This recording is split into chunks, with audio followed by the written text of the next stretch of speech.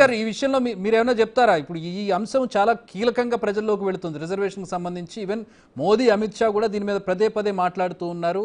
రేవంత్ రెడ్డి దీన్ని బలంగా ప్రజల్లోకి తీసుకెళ్తున్నారు కాంగ్రెస్ పార్టీ నుంచి. ఇప్పుడు ఇటు బీఆర్ఎస్ నుంచి కూడా ఆ కామెంట్ వస్తుంది. ఏంటి మీ టేక్ ఏంటి దీని మీద?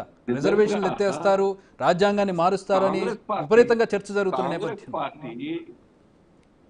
ఒక సత్యాన్ని అబద్ధం ఎట్లా చేయాలో, అబద్ధాన్ని సత్యంగా నమ్మించే ప్రయత్నం చేయాలో కాంగ్రెస్ పార్టీకి ఉన్నటువంటి విద్య ఈ దేశంలో ఎవరికి లేదు. దాని తర్వాత కేసీఆర్ గారికి.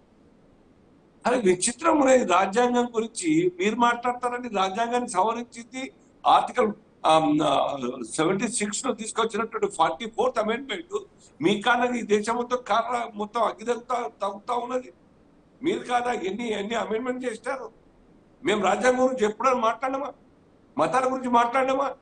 సబ్కా సాత్ సబ్కా వికాస్ అని పేరుతోని ఆచరిస్తూ దేశ ప్రజల యొక్క అభిమానం బీజేపీ కాంట్రవర్సీలోకి వచ్చిందంటే మతం ఇష్యూ మీద వస్తుంది సార్. మీరు మతం గురించి మాట్లాడలేదంటారు. కాంగ్రెస్ పార్టీ చేసేటువంటి ఒక మత విద్వేషం లేకుంటే అపీస్మెంట్ పాలిటిక్స్ రిలీజన్స్ మీద కాంగ్రెస్ పార్టీ చేసింది. దాని తర్వాత వారి యొక్క ఇంటర్నల్ అలై పార్టీ కేసీఆర్ గారు చేస్తా ఉన్నాం.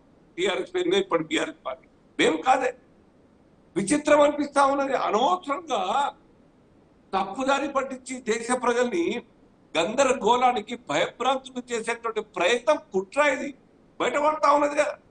ఏమైతా ఉన్నా ఏ రకంగా మార్పింగ్ చేసి, ఏ రకంగా డాక్టరేట్ చేసి ఆ యొక్క వీడియోస్ తయారు చేసి కుట్ర పన్నారు ఎఫ్ఐఆర్ రిజిస్టర్ అయింది చూస్తున్నాం మనం. వాటి యొక్క రిపర్కషన్ బరాబర్ ఫేస్ చేస్తారు కాంగ్రెస్ వాళ్ళు కావచ్చు, ఇంకెవరైనా కావచ్చు.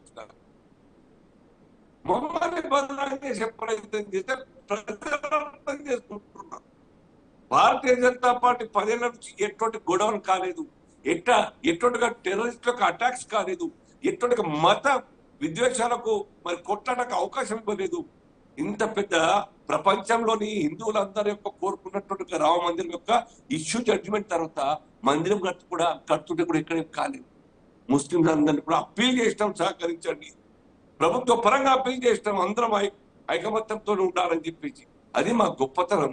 ఇవన్నీ ఏమంటారు దీని మీద? ఏమంటారు రిజర్వేషన్లు రాజ్యాంగానికి సంబంధించి ఏ బేసిస్ మీద మీరు బీజేపీ మీద? కాంగ్రెస్ పార్టీ 400 క్రాస్ అయితే వాళ్ళ తప్పు లేదు, ఆశ లేదు. బీజేపీ కోరుకుంటే తప్ప, బీజేపీ కోరుకుంటే రాజ్యాంగ సవరణ కోసం మాట్లాడినట్ట. వాళ్ళకి రాలేదా? ఇందిరాగాంధీ గారు అసాసినేషన్ తర్వాత రాజీవ్ గాంధీ హయాంలో రైట్ బెల్లయ్య నాయక్ గారు ఏ బేసిస్ మీద ఇప్పుడు 400 సీట్లు